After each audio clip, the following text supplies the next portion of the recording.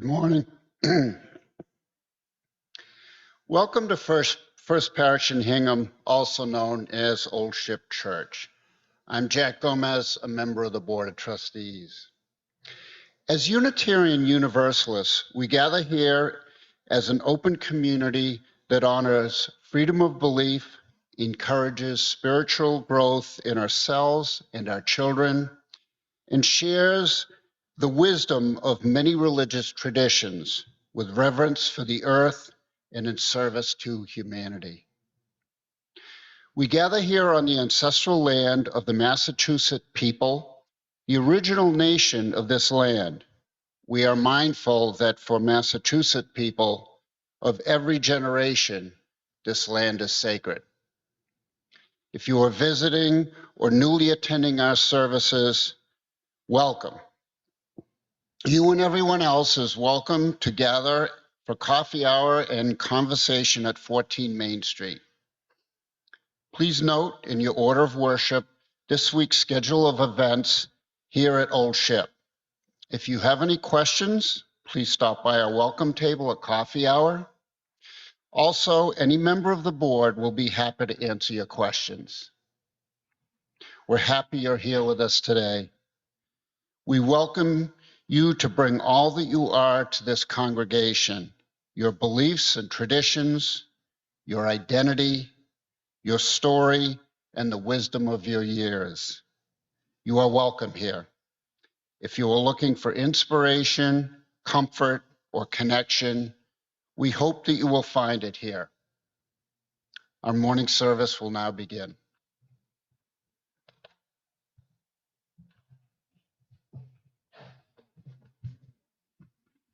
Good morning.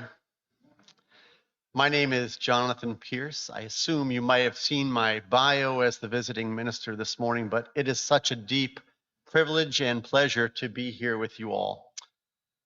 I've driven by this sacred land and building and the beauty of it many, many times, but never until this morning have I been blessed to come inside. And the joy I feel is not just being here for the first time with all of you, but to get to drive up this hill and to see the familiar, this road and these neighboring buildings, the cemetery that I've seen dozens, perhaps hundreds of times, freshly, just by virtue of being a few feet up off the street and now in this space.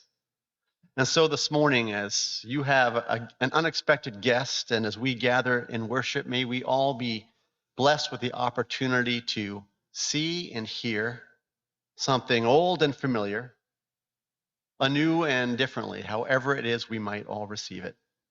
May we lean into the light and the love of this present moment this morning. May we open our hearts in worship.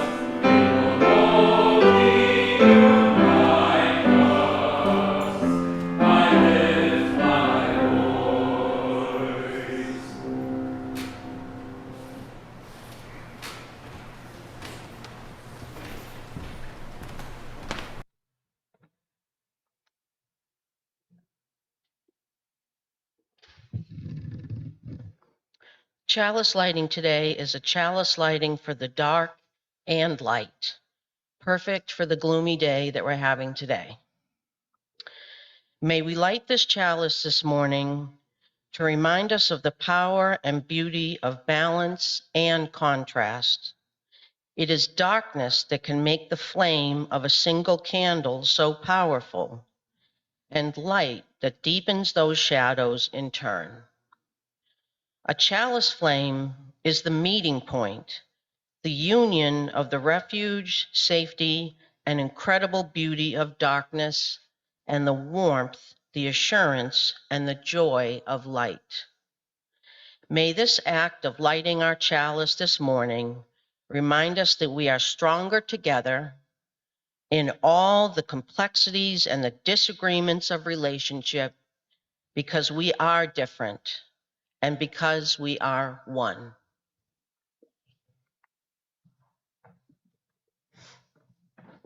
May you stand as willing and able for hymn number 226 in your gray hymnal, People Look East.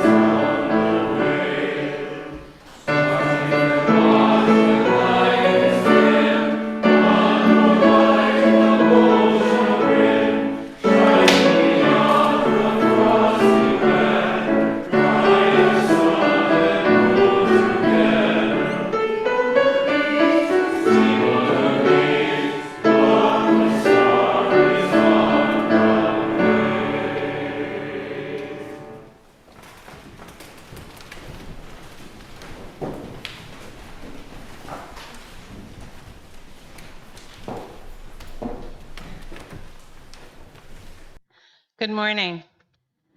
My name's Daveline Cooper, and I'm here yet again to do my best to separate you and your money. I am speaking here this morning in my role as Congregational Liaison for the Unitarian Universalist Service Committee, otherwise known as UUSC. This month, primarily through our weekly newsletter, you will have the opportunity to learn more about UUSC, how it is grounded in our Unitarian Universalist values, and how it makes a difference in the world, particularly among the most marginalized people in the world. Aldership has been an amazing supporter of UUSC over the years, and I think it's because this support is a concrete expression of how we make a difference, how in joining with other congregations, we change the world. We help to create the more beloved community. The theme of this year's Guest at Your Table program is Pursuing Liberation. This theme comes from the growing rise of fascism around the globe, the continuing violence against historically marginalized communities, the increasing toll of the climate crisis, and all of these events leading to record numbers of people being forced to migrate to other places, to new homes. UUSC is able to help those most in need, and it's nimble enough as an organization, flexible enough, to rearrange its work to deal with emergencies, to deal with important unexpected crises. I think probably always crises are unexpected in some respects. For example, it's important, I think, for people to know that UUSC, which was founded by helping children escape the Nazis in the late 1930s, is now helping children in our own country, trans children and their families, deal with the unexpected crisis and dangers in their lives. And if you want to know more about that, see me and I can tell you about that. But each year, back to Guests at Your Table, we welcome 4 guests into our community. And I want to tell you a little bit about the 4 guests, but really I'm going to tell you mainly about one of them, or one group. So these groups are highlighted in the newsletter, and they're also highlighted with a link to the UUSC webpage. Our first guest works for an organization. The initials are, because I will murder the Spanish, FJEDD, which is an organization that supports individuals and families who've been impacted by human rights violations in Mexico and Central America. They particularly work with the families of missing people and often presumed to be dead people. Our second guest is National Coordinator of the National TPS Alliance. This is the temporary protected status that some immigrants are given in the United States, for example, from Haiti is one of the big places. And this group works to create some sort of permanent path to residency in the United States for this particular group. And our final guest represents the Alliance for Black Justice in Poland. And this is an organization that was formed after events in Ukraine. And it is of people who are fleeing Ukraine, moving long-term into Poland, and who have specific issues of assimilation, racism, and citizenship. And so this is a group to help them. Finally, the last group that you'll hear about, and this is these are my folks, I guess, in a way, because I actually met them. You'll learn about a group called Students Fighting Climate Change, the Pacific Island Students Fighting for Climate Change. And this group, some of you know I'm a retired law professor. This group began in a law school class at the University of the South Pacific. And a group of students started looking at what could they do to affect climate change, particularly given that they're from island nations where climate change will wipe them out. It won't just cause them to pay higher energy costs or things like that. And so in their work, they learned, as I said to this group when I met them, why didn't I have students like this? But I never had students who set out to see if they could get the United Nations to ask for an advisory opinion from the International Court of Justice on climate change as a human right. But they set out to do that, and with funding and support from the Unitarian Universalist Service Committee, they got the government of Vanuatu, another island nation, to sponsor a resolution before the United Nations. They got 132 nation states to support that resolution. And this past spring, the United Nations asked the International Court of Justice for an advisory opinion on climate justice as a human right. And it's just remarkable to me. This law school class group decided we're going to change the world, and by God, they're doing it. So what a wonderful thing, and wonderful to be part of. And I feel like when these things happen with the service committee, we at Old Ship are part of it because we support them. And so this resolution, which is due to come, this resolution, which will come to fruition with an advisory opinion in late 2024 or early 2025, will ask what are the obligations of the member states of the United Nations under international law to ensure the protection of a climate system that protects nations and peoples. And so it's a pretty remarkable, at least for me, it's a pretty remarkable thing. And this group of students, they're all in their early 20s. I mean, they're just a wonderful group to meet at any rate. So this is how we support our values in the world, is by supporting UUSC. So a moment just about the logistics of that support. So how do you welcome the guests at your table? Now, you might remember we used to have boxes. Some of you, I've been told, still have boxes hanging around. A few years ago, the service committee had this debate, an environmental debate about should we make boxes or should we ask people to make boxes. You might remember Ken Reed Brown and I one year made boxes up here to show you how easy it would be to make your own box. So you can do that, or you can set a place at the table, or you can just read the Stories of Hope book, and you can view videos and interviews with these people. So that's sort of the way to learn about the guests, and each week I'll be submitting things in the newsletter for you. Today's offering, which is a little later in the service, is for the Unitarian Universalist Service Guest at Your Table program. This is our special plate collection. You can also donate to the special offering on the Old Ship website. And finally, you can directly donate to Guest at Your Table on the UUSC website. If you do this, as you've heard me say every year, I want us to get credit. So be sure when it puts, once your name and other information, when it says what congregation are you a part of, be sure that you list First Parish in Hingham Old Ship Church, because they should know. Well, they do know how much we support them, but I want to know too. And donations of $150 or more are matched dollar for dollar by the UU congregation at Shelter Rock. So a donation of $150 is really a donation of $300. So I thank you for listening to me this morning, and I hope that you'll do what you can to support this important work, particularly at this time in our history. Thank you.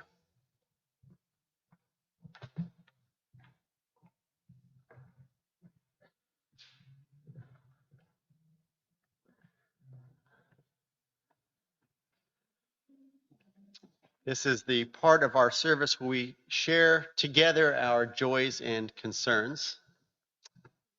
Claire is going to light our candles, and is there someone with a microphone that is going to?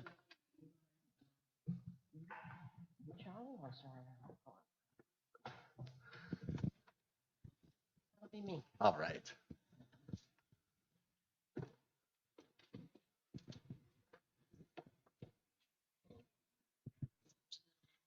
I'm Eva Lou Hall. I just want to light a candle for my daughter-in-law, Sue, who's going to have a very serious back operation Friday. She's been in pain for quite some time, and she's the one that lost my son 2 years ago. So I'm hoping that she won't have pain in her back anymore. So I told her I'd light a candle for her today.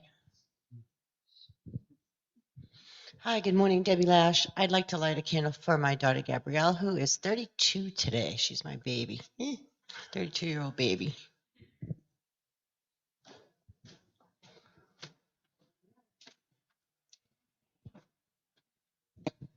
Hi, Lisa Patterson. I have a concern and a gratitude. Concern is for our nephew, Nick, who's just been diagnosed with non-Hodgkin's lymphoma. So this year is going to be, really horrible for him. And I was talking to his mom last night. But just navigating, your child, no matter how old they are, in her feelings, in her pain and wanting to do everything for him. So for Linda, I'd like to light a candle. Ooh, and and candle of gratitude for the community. This year I'm sharing Mary Market, shameless plug. We're this coming Saturday at the community center from 9 to 2, and I have to say I have so much gratitude for all the people that have been helping all around me, and they've made my job so much easier. And the other thing that came out of this is also getting to meet more people of the community, and that I'm extremely grateful for. Thank you. If you want to volunteer still and bake any goods, we'd accept that. Thank you. Corey Sheeher. I'm just wanting to light a candle of gratitude and hope. My mom has been suffering for weeks and months with some issues, and today she woke up and both her legs were the exact same size because she was having some swelling. And so I'm delighted. I know that my daughter was so helpful in giving her grandmother a lymphatic massage. And the other hope is that my daughter just left on her little cross-country journey today. So thank you, and gratitude and hope. Susanna Thomas, I just wanted to light 2 candles of gratitude. One is for the birthday of Mary Thomas, which was on Friday. And a candle of joy that Old Ship member Pam Hardy is here back among us for the weekend.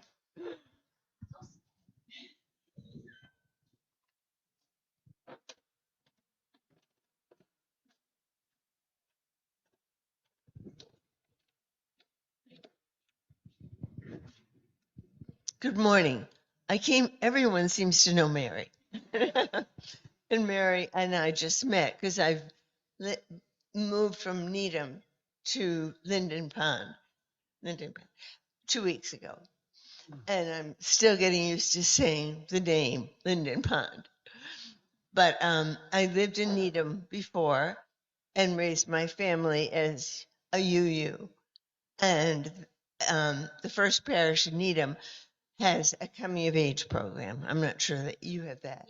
Yes, you do. And of course, my son and my daughter are raising their children as UU. And one concern I have that we have at First Parish in Needham, and I don't know if it's happening here, but the churches around Needham, where we don't have young families anymore. It's been a real concern to the point where there's been a committee formed to rethink church and the format to attract families with children. That's been our goal this year. And so that's what's happening. And we may, in fact, merge with another church. So I just wanted to say that is what's going on in Needham.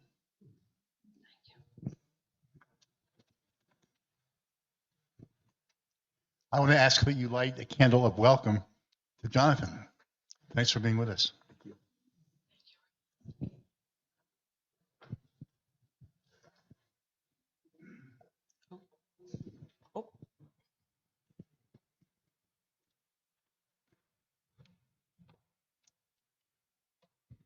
Just a continuing candle for peace, particularly peace in the Middle East. And may we someday live in a world where, regardless of your religion or your ethnicity, you can get along with your neighbor. May peace prevail.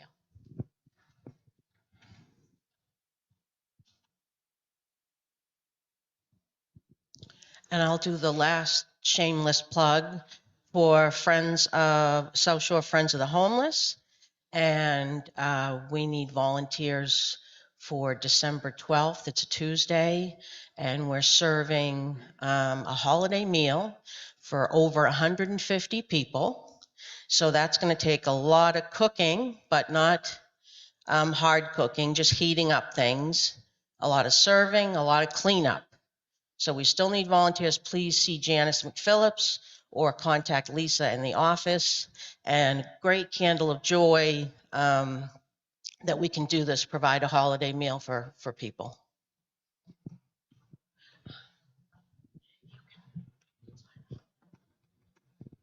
Jonathan, do you have anything for Zoom? No. Okay. Oh, sorry. Yeah.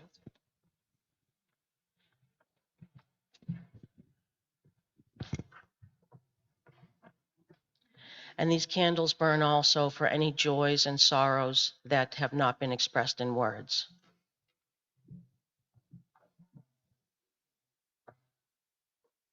Well, taking that lead into that which remains unexpressed in words, our meditation this morning, I will speak more about my role as the facilitator of a mindfulness community that meets in Cohasset during the sermon, but I'd like to invite us to participate in a very simple meditation that my community uses.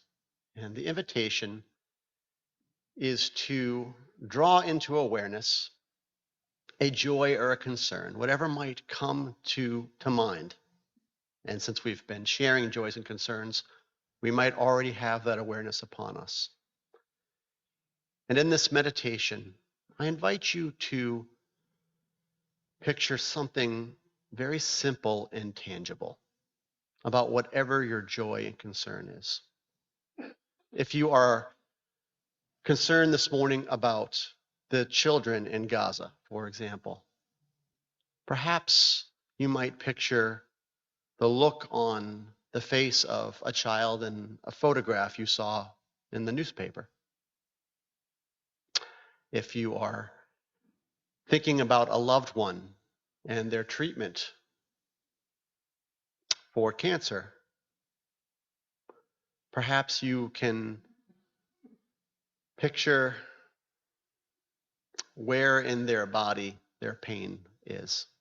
And in our meditation, with each breath, to draw in with the in-breath our awareness of the texture of that small thing.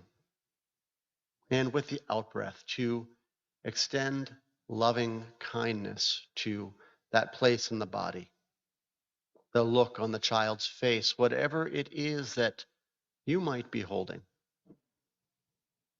And if nothing should come to mind, that's okay. We have these beautiful candles that capture our joys and concerns. We can always just draw in with each breath the light of one of these candles and breathe out loving kindness. Would you join me in a moment of quiet meditation?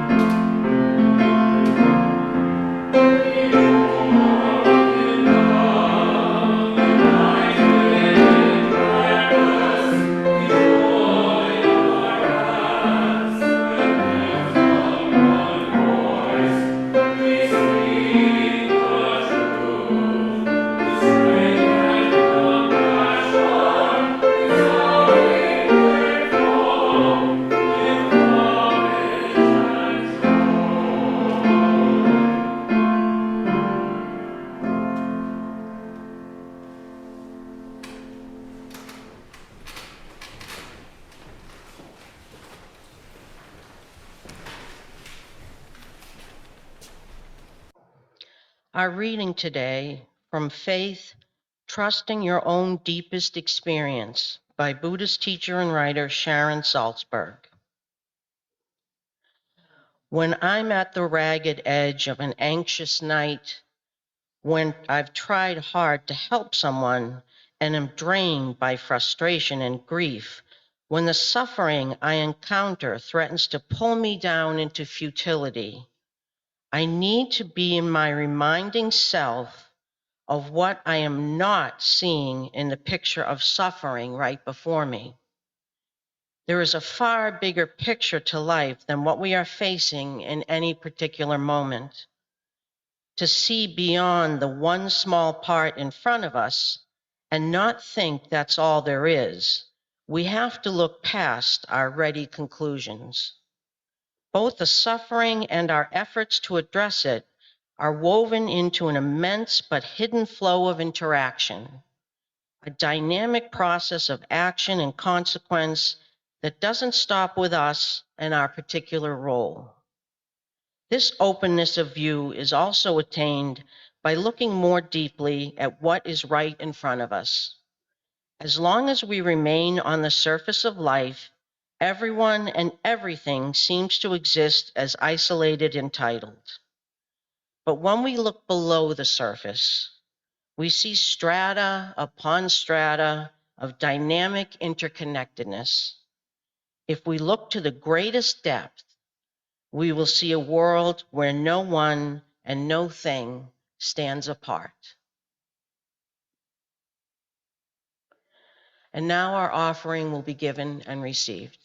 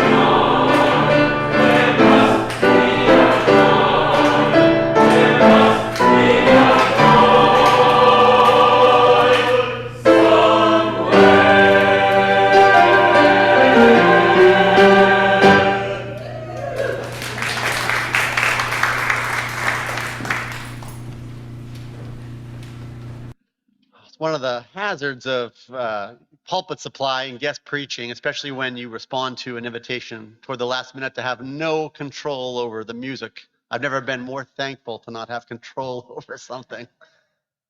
Awesome. You have a right to know who it is that is speaking before you. You may have read my biography if it was sent out in advance, but you might not have any idea who I am standing before you this morning. I will say that my name is Jonathan Pierce. It's a blessing, a privilege to get to be with you in this beautiful space that is yours.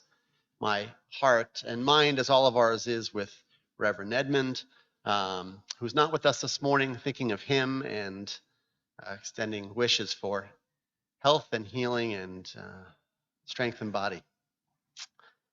Until recently, until May, I was a hospice chaplain and volunteer coordinator. I had worked with NVNA and hospice, Norwell VNA and hospice. You might be familiar with them by reputation or personally, and their hospice home, the Pat Roach House around the corner and up Turkey Hill. I've been a hospice chaplain for 15 years. I graduated from the great UU training grounds of Harvard Divinity School in 2006, but I was not pursuing ordination or church work when I went to school. I was a bit of a gadfly. I wanted to take in all kinds of different things and to learn different things and be a part of different communities. And I ended up becoming a hospice chaplain, where it is one's responsibility to minister to everybody. The people who identify with faith tradition, the many people who identify with none, and all the many, many more people who are betwixt and between. And it was a great privilege over that career to get to know people and get to know how to be with people in difficult times, to learn who I was as a person by being with others in difficult times. Well, in May, I left that work for a few reasons that are too lengthy to go into here and now, but among the different reasons was I wanted to focus on a particular part of work that I was providing as a hospice chaplain, which is to provide funeral memorial service support to people that are not connected to faith community. We all know the prayers earlier reflected that more and more people are not connected to communities of faith. And so when they are in grief and need to memorialize and celebrate a loved one's life, they don't necessarily have someone to whom to turn to support them in holding a space of remembrance and celebration. And I was doing a lot of that as a hospice chaplain over the years, and I thought I could just do that work full time. And that's what I've been trying to do with my brother, who I share the work with. I also facilitate a weekly mindfulness practice community. Our key words as we identify ourselves to ourselves and to others who join us is that we are a non-religious spiritual practice community. And those words, non-religious and spiritual, in a creative tension right there.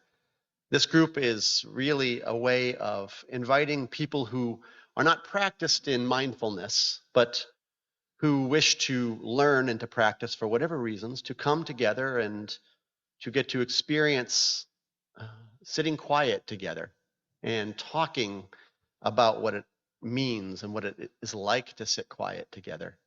The people who come to the group are, I think, by and large, not connected to faith communities of their own, but the group is not geared toward the nuns, those who don't identify. It's just a group of people who like to sit and practice.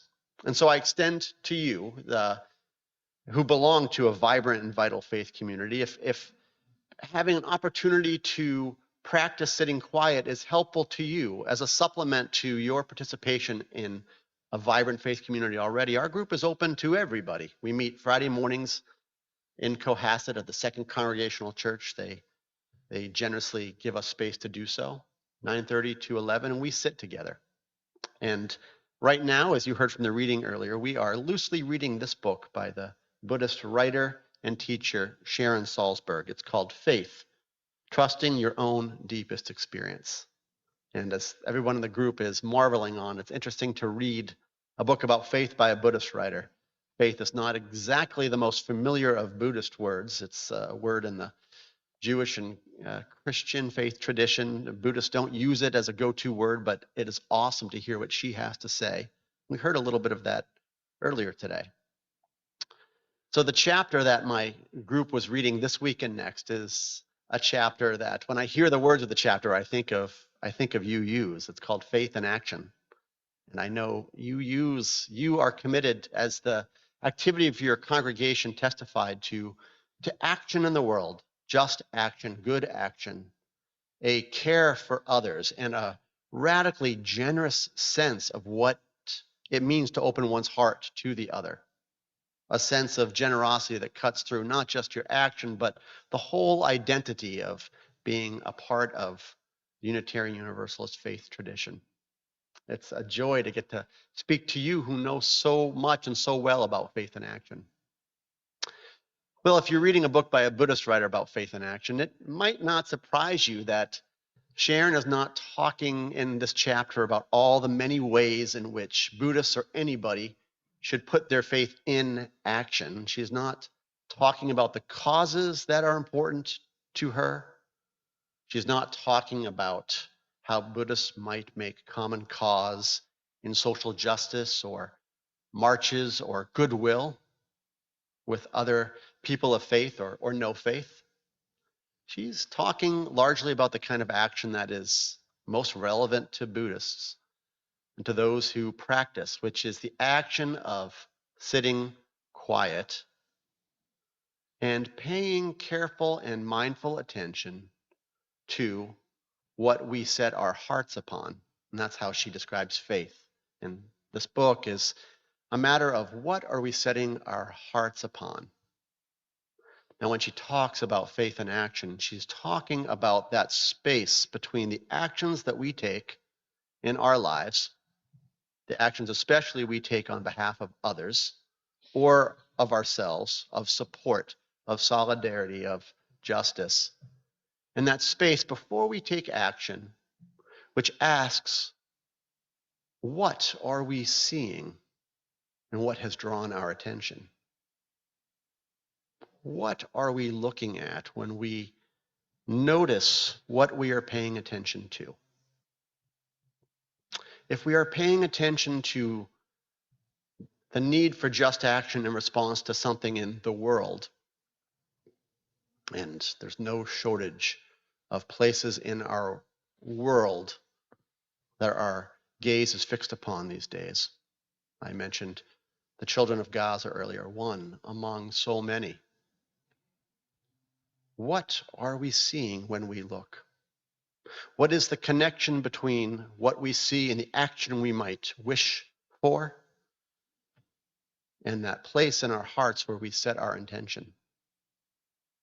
Perhaps we are thinking about a closer, more contained sphere of action. We are thinking about the people in our small C community, or our families, our loved ones who are hurting or sick, struggling, suffering, or celebrating a joy, and our action is one of happy solidarity. What are we seeing when we look at the people around us in our immediate sphere? What is going on in that space between what they need, as we think they might need, and the intentions of our hearts? Well, then there is the personal sphere, the sphere of interiority, what we ourselves might need, the actions we might need to take for ourselves. Even there is a gap in ourselves between what we might do and the multitude and the vagaries of our own hearts. There's a lot going on in there. Or as the poet laureate of Louisiana, Lucinda Williams' father says, there's much going on down there. We don't know what wars are going on where the spirit meets the bone. There's a lot going on. I invited us earlier to engage in the simplest of mindfulness practices. If you don't have a practice, and by a practice I mean a quiet practice, a self-care practice, a prayer practice, a meditation practice, whatever language you might use to describe it, that's okay. I want to say as a meditation teacher this morning that to practice can be something so simple. It does not have to be austere, complicated, or demanding. You don't have to come to our group. You don't have to come to church on a Sunday to practice. It's just a matter of taking the briefest of moments at any given moment and gently connecting to what is there in the moment. Our breath. You don't have to be good at meditation. You just have to take a moment of pause. And we can do this anytime we want. Take a moment of intentionality and notice our breath. Notice what is going on in the moment.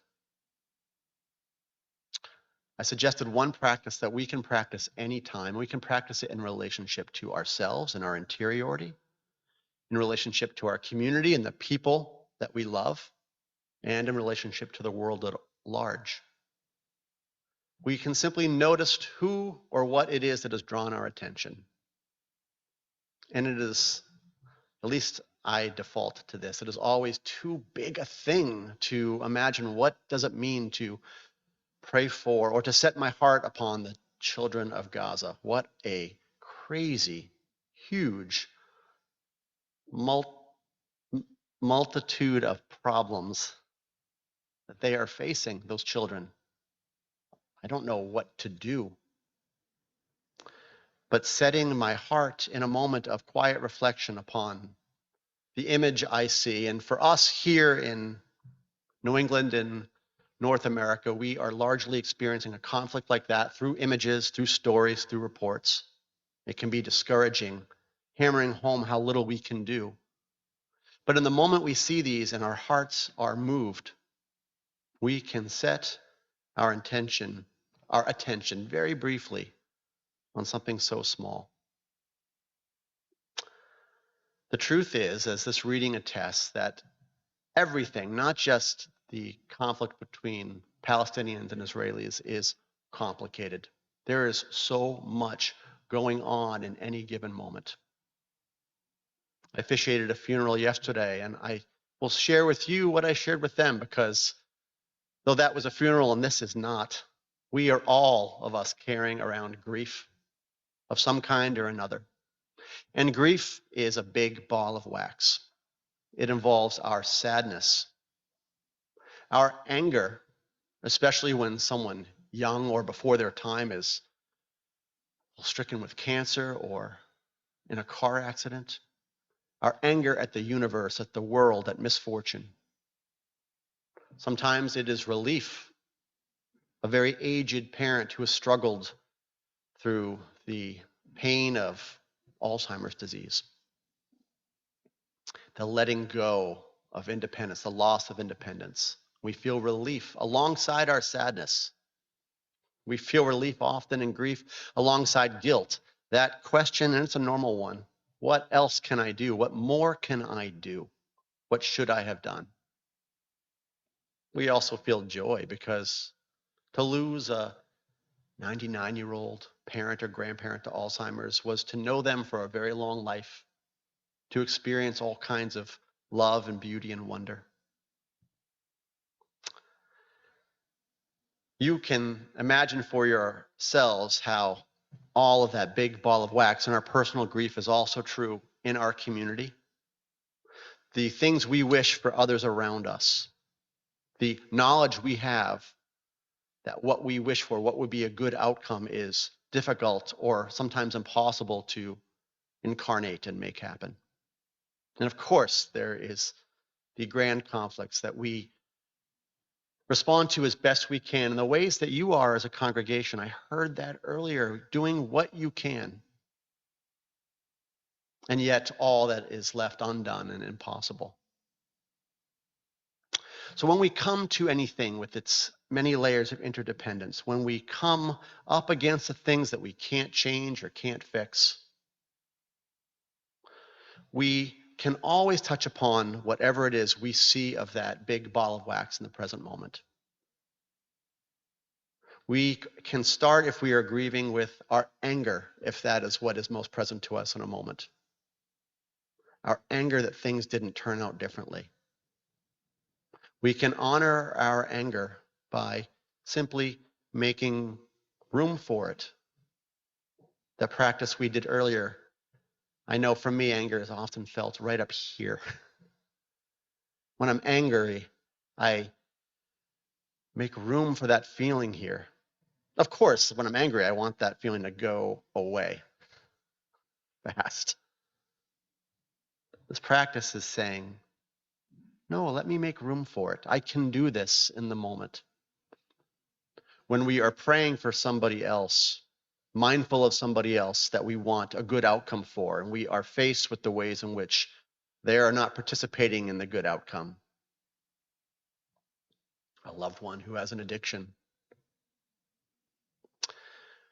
You can picture them in their stuckness. Picture us in our stuckness, our frustration, breathing it in, giving it space, and sending out loving kindness to it. We can do this in every situation. We have to do this because otherwise we become very quickly despondent and frustrated and overwhelmed by the things we cannot control. And most of the things that happen in this world are the things that we cannot control. Part of the benefit of practicing like this is it invites us to be present to the very, very small, to be with it in the way that we can be. And in so doing, to relax our grip on the whole big ball of wax that we can't control. Allowing ourselves to relax, to be okay with our one small little piece. And if we are grieving and we start with our anger or our guilt, a difficult feeling, and we give it room to breathe, we will, like the layers of an onion, starting just a little bit, we will feel the other feelings that are part of it too. We will make room for the sadness and the joy. Or if we start with the sadness and the joy, we might come across the anger. We can practice like this anytime. And when we do, it is good news. Our hearts expand. We make room and we connect ourselves in heart, in mind, and in action to the big ball of wax that is our world, us, our neighbors, the world at large. Let us do it. May it be so. And amen. Let us join in singing hymn number 347, Gather the Spirit. Standing as we feel comfortable doing so, consider. However, stand as you are comfortable doing so.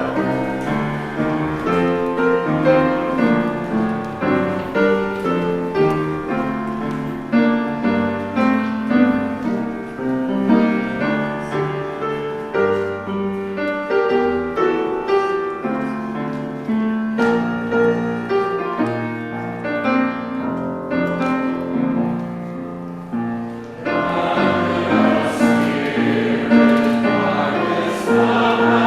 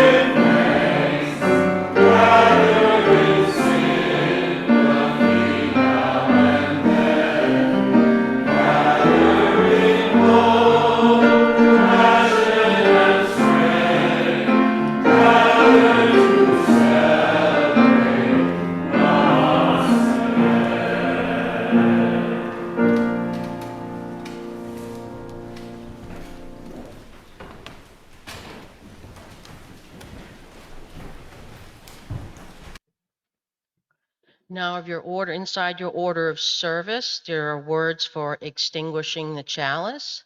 We could read those together. We extinguish this flame, but not the light of truth, the warmth of community, or the fire of commitment. These we carry in our hearts until we are together again.